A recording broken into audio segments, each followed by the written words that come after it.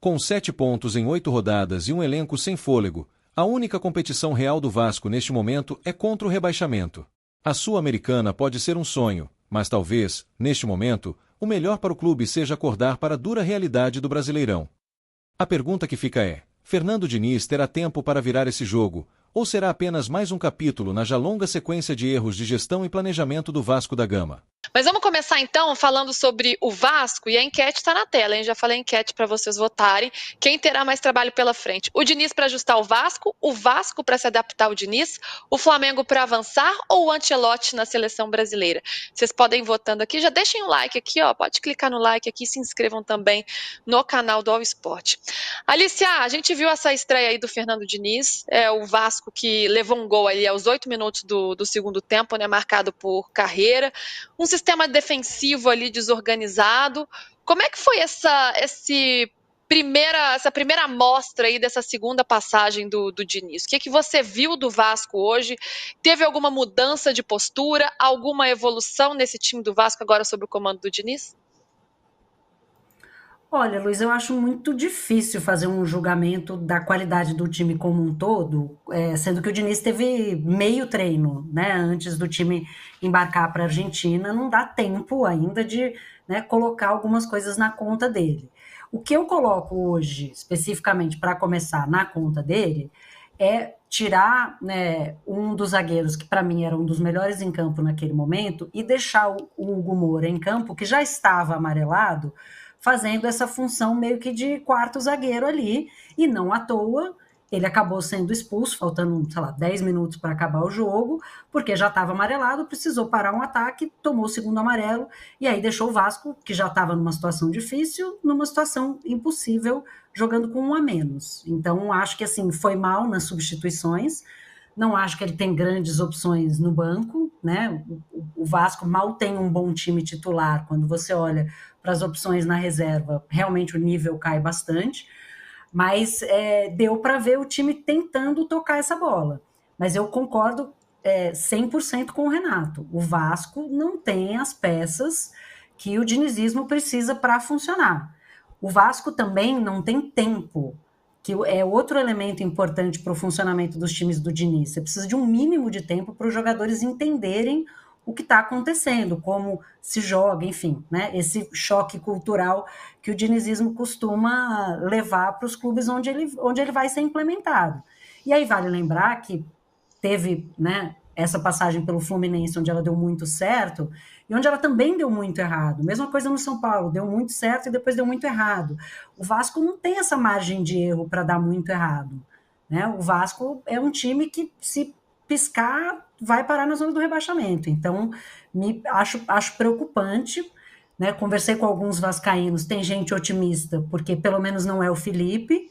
Então, se olhar de onde o sarrafo começou, né? Tem um técnico profissional com uma visão de jogo que está começando, e há uma certa esperança, mas acho cedo para dizer que isso, né, está funcionando, e acho que ele tomou algumas decisões equivocadas nas substituições, né? Não acho que o Vasco perdeu porque era o Diniz no comando, perdeu porque é a 9ª partida sem vitória do Vasco, e o Vasco tem um problema físico que o Diniz vai ter dificuldade também de resolver com alguma agilidade, né? O Vasco, desses, acho que, sei lá, 10 gols que tomou nos últimos jogos, 9 foram no segundo tempo.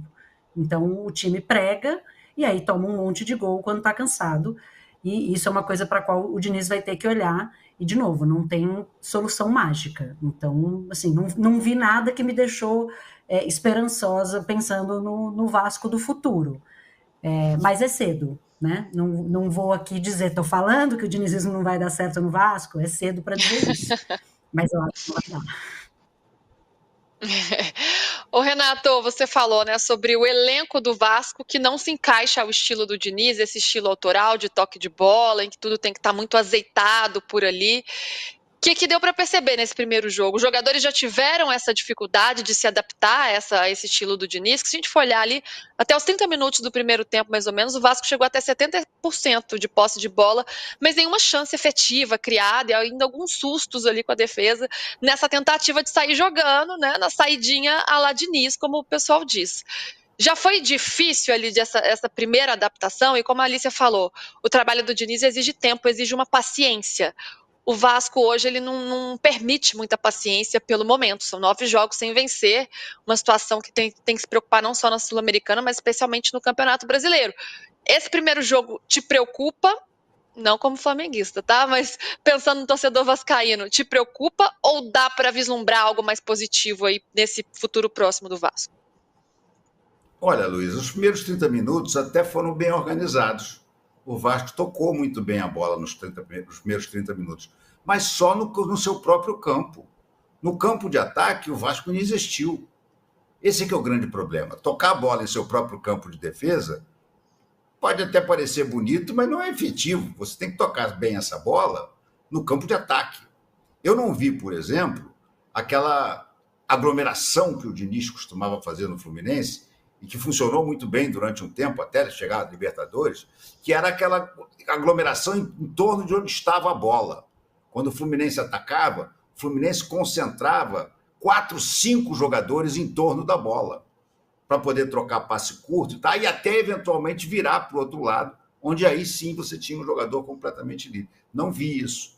A única coisa que eu vi, que me lembrou um pouco de Diniz no ataque, foi o jogador, quando perdia a bola no ataque, vários corriam para tentar recuperar essa bola.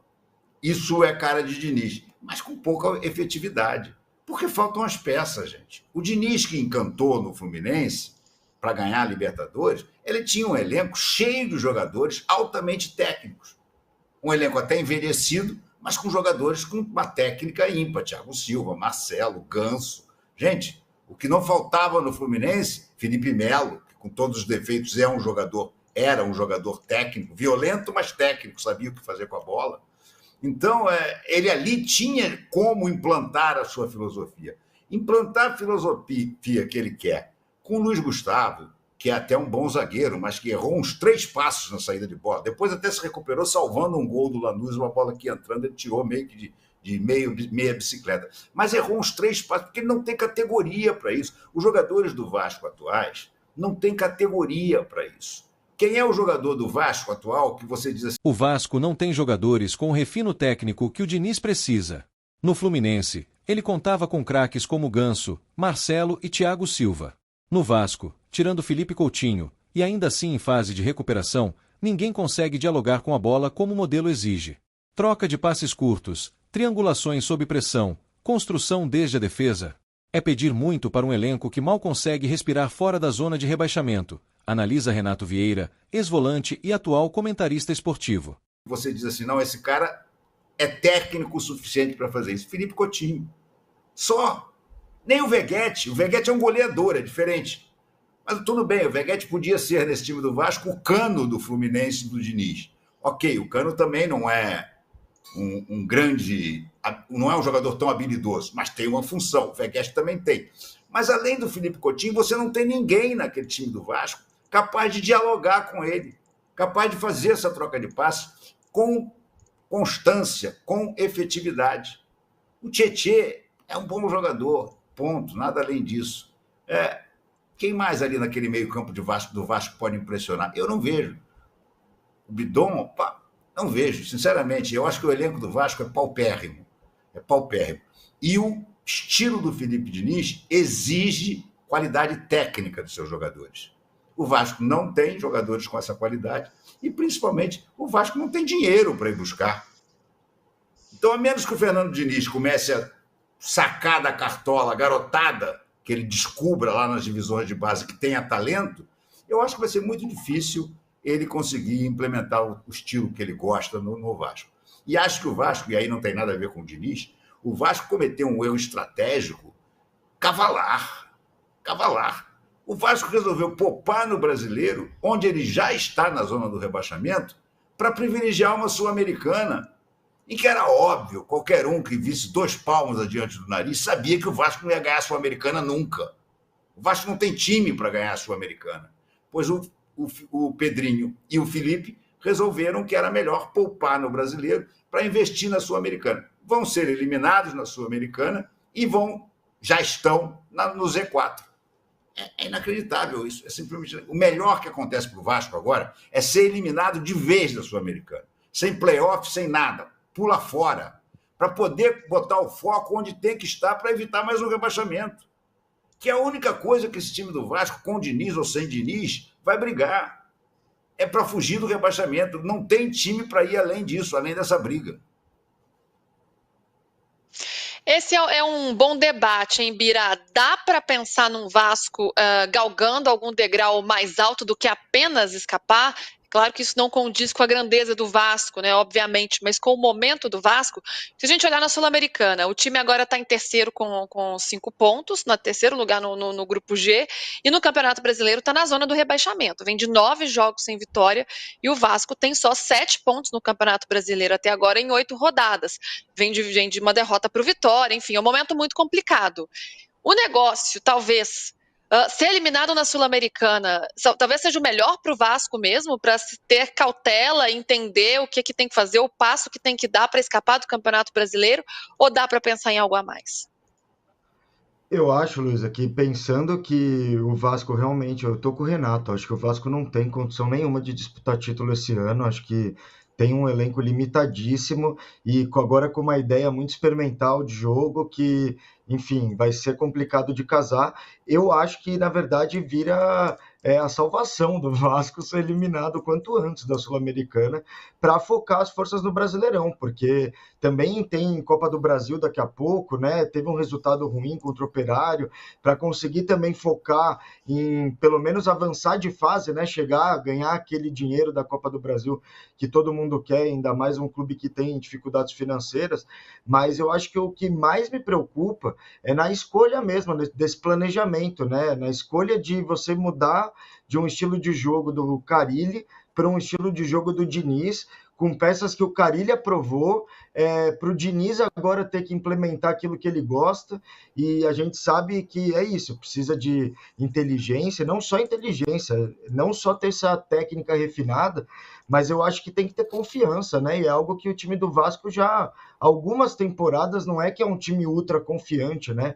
Então, você tem que aliar sempre a qualidade com um psicológico forte, né? Para o estilo de jogo do Diniz conseguir dar certo, porque ele é baseado em passes arriscados, ele é baseado em troca de passes dentro da sua área para conseguir sair jogando com tranquilidade, e tranquilidade de fato não cabe no vocabulário do Vasco, e em todas as áreas, né? Inclusive dentro de campo, na hora de sair de uma pressão alta, como tentou sair contra o Lanús e várias vezes perdeu a bola.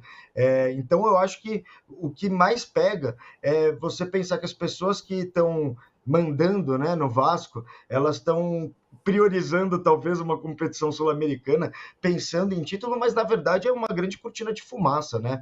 Para não mostrar a verdade para o seu torcedor que vai ser um ano difícil, principalmente por essas escolhas de gestão, de trocar filosofia de jogo tão discrepantes, né? Eu acho que é mais fácil você sair do Diniz e para o Carille do que do Carille para o Diniz, porque o estilo de jogo do Carille ele é mais simples mesmo. Já o do Diniz ele exige mesmo que você pense fora da casinha, e eu acho que realmente, como o Renato falou, se não for o Coutinho, eu não consigo dizer outro jogador mesmo do Vasco que apresente assim, que eu olhando e o torcedor vascaíno olhando, fale, pô, esse cara vai conseguir dar um passe quebrando linha como o Diniz espera, sabe? Então é um ano difícil mesmo para a torcida vascaína, tá? Não queria ser pessimista, mas já sendo, né? Com apenas meio treino antes de embarcar para a Argentina, Diniz teve pouco tempo para implantar suas ideias. O Vasco até tentou trocar passes no início, mantendo até 70% de posse nos primeiros 30 minutos. Mas posse de bola sem profundidade não vence jogo, e o time foi punido com mais uma derrota dolorosa. O grande erro da noite, segundo comentaristas, foi a substituição precoce de um dos zagueiros mais seguros em campo, mantendo Hugo Moura, já amarelado, que acabou expulso e deixou o Vasco com um a menos no momento mais crítico da partida. O torcedor, cansado, ainda tenta se agarrar à esperança de que pelo menos não é mais o Felipe no comando, mas o cenário não inspira otimismo. O elenco é limitado, o banco é fraco e o tempo, fundamental para o estilo Diniz, inexiste.